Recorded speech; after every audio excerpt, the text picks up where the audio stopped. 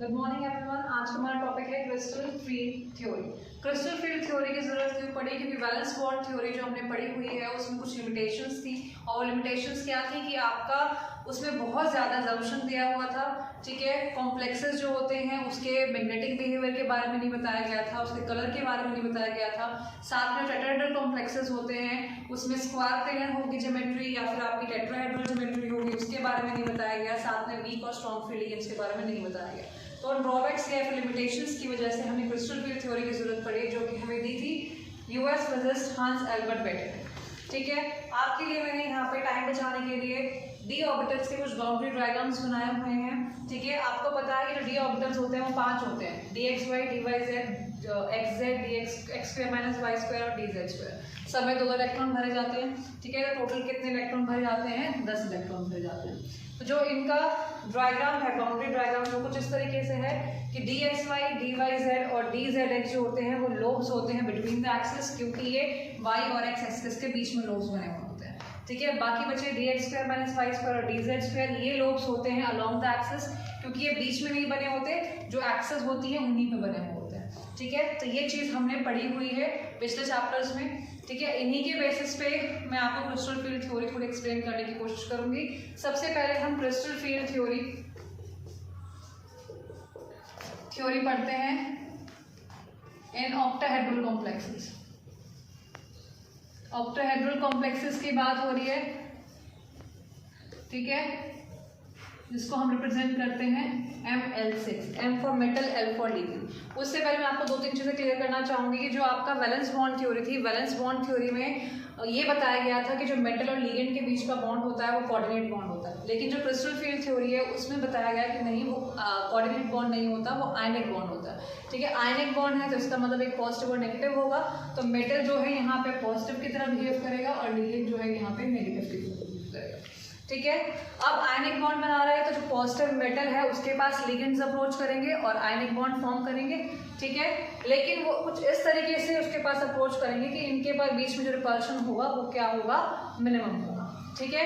एक और चीज़ के अंदर है कि अगर मेटल के पास लिगेंड आते हैं, ठीक है, अगर वो स्फेरिकल फील्ड में आ रहे हैं, यानी कि मेटल के आसपास स्फेरिकल फील्ड बना रहे हैं कुछ इस तरीके से, ligand ligand ligand ligand ligand, यानी कि स्फेरिकल फील्ड बना रहे हैं, तो जो डी ऑर्बिटल है उनकी जो डीजेनरेसी है, डीजेनरेसी का मतलब होता है कि सबकी एनर्जी सेम होना, वो एज इट इज रहेगी, उसमें कोई चेंज नहीं आएगा। लेकिन अगर जो लिगेंड अप्रोच हो रहे हैं वो स्फेरिकल फील्ड ना बना के किसी और तरीके से आ रहे हैं, तो वहाँ पे जो ये डीजेनरेसी होगी ऑर्बिटल की, डीजेनरेसी का मतलब दोबारा बताती हूँ कि सेम एनर्जी जो होगी वो स्प्लिट अप हो जाएगी, ठीक है। उसी के बेस पे हम ऑक्टाहेड्रल कॉम्प्लेक्सेस एक्सप्लेन करते हैं।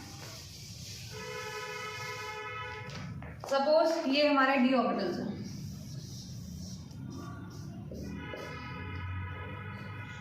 डी ऑर्बिटल्स ये फ्री मेटल के हैं, फ्री मेटल आयन के हैं, यानी कि सेम एनर्जी है, यानी कि डीजेनरेटेड, यानी कि अभी तक सबकी एनर्जी क्या है? सेम है। ये क्या होता है? D X Y, D Y Z, D Z X Z, D X square minus Y square, और ये हो गया डी स्क्वायर, ठीक है।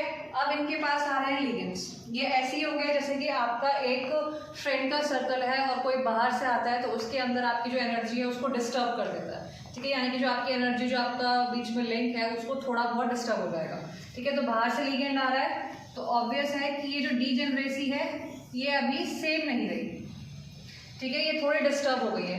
लेकिन इसको हम ऐसे लिखते हैं average energy of D orbital and spherical field.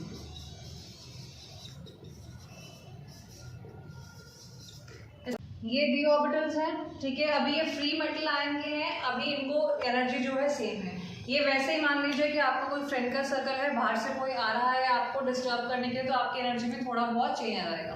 तो अभी फिलहाल जो डी ऑर्बिटल स्फेरिकल फील्ड में है तो ये ऑलमोस्ट एनर्जी सेम है, लेकिन अभी ये जो तुम्हारा बॉन्ड है, जो फ्रेंड्स का बॉन्ड है, वो टूटा नहीं है, वो स्प्लिट अप नहीं हुआ।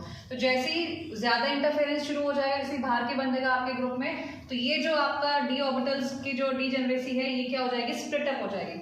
और ये स्प्लिट अप कैसे होती है आपकी, इस तरीके से, इसे बोलते हैं Eg और इसको बोलते हैं T2G।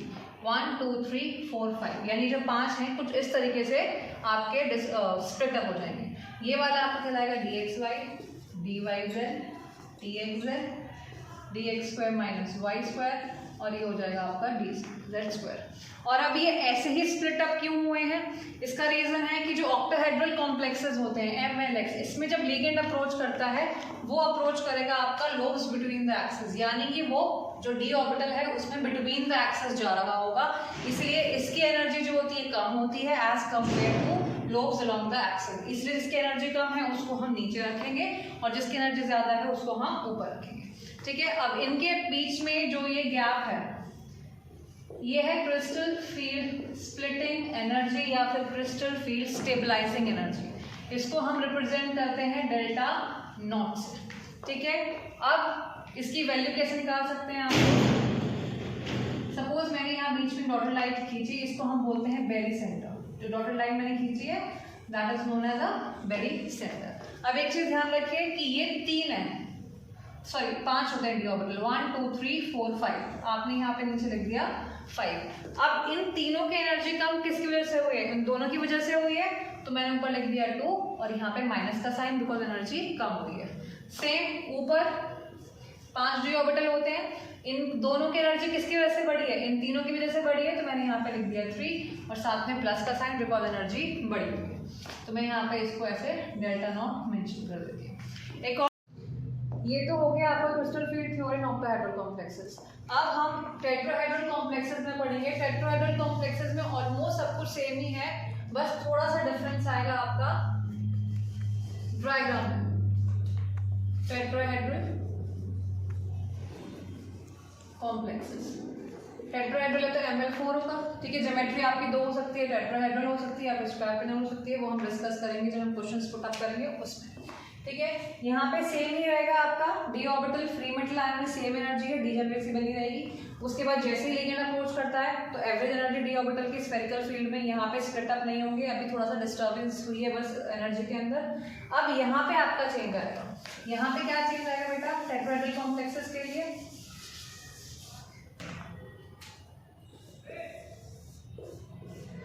T2G ऊपर आ जाएगा और Eg जो है वो नीचे आ जाएगा।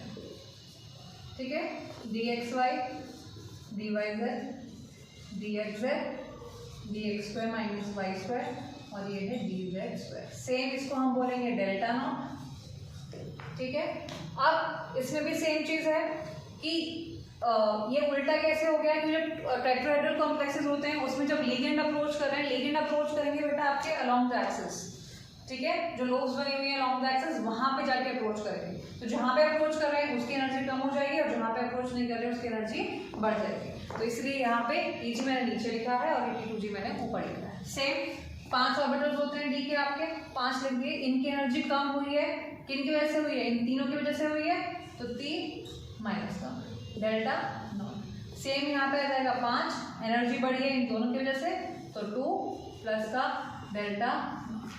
ठीक है, ये आपका डिफरेंस है टेट्राहेड्रल कॉम्प्लेक्सेस में और ऑक्टाहेड्रल कॉम्प्लेक्सेस में। ठीक है, इसके बाद बेटा आपकी एक टर्म आती है पेयरिंग एनर्जी। पेयरिंग एनर्जी क्या होती है? आपको पता है कि जब डी ऑर्बिटल्स में हम इलेक्ट्रॉन फिल करते हैं 1 2 3 4 5, तो कुछ इस तरीके से करते हैं, फिर पेयरिंग करते हैं। ठीक है, ये जो पेयरिंग हो रही है इलेक्ट्रॉन्स की, ठीक है, ये लिगेंड्स अगर वीक है तो पेयरिंग नहीं करवा पाएगा, यानी कि पहले यहाँ फिल करेंगे 1 ऐसे 1 2 3 4 5, ठीक है, और उसके बाद फिल होगा अगर वीक फील्ड लिगेंड है तो। ठीक है, और अगर स्ट्रॉन्ग फील्ड लिगेंड है तो ऑब्वियस है वो पेयरिंग करवा पाएगा। तो पहले नीचे ही सारे हम 5 फिल कर देंगे, जैसे 1 2 3 4 और फिर ऊपर की तरफ जाएगा। ठीक है। तो पेयरिंग एनर्जी क्या होती है कि इलेक्ट्रॉन्स को पेयर करने के लिए जो एनर्जी चाहिए होती है that is known as pairing energy. और एक और चीज है बेटा कि डेल्टा नॉट जो होता है ऑक्टाहेड्रल कॉम्प्लेक्सेस में वो ज्यादा होता है, गैप ज्यादा होता है, ठीक है। और डेल्टा टी, इसको बेटा टी कर लीजिए क्योंकि टेट्राहेड्रल कॉम्प्लेक्सेस के लिए बात कर रहे हैं तो ये टी हो जाएगा, ठीक है। टेट्राहेड्रल कॉम्प्लेक्सेस के लिए बात कर रहे हैं तो ये जो गैप होता है टेट्राहेड्रल कॉम्प्लेक्सेस के लिए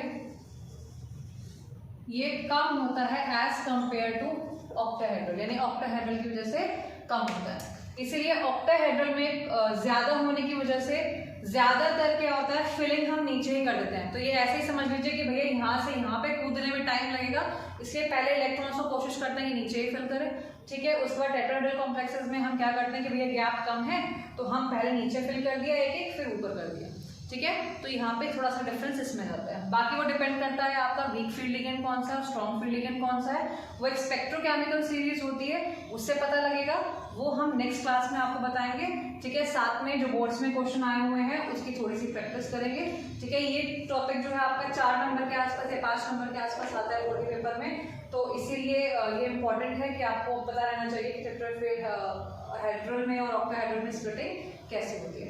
thanks for watching, please like and subscribe.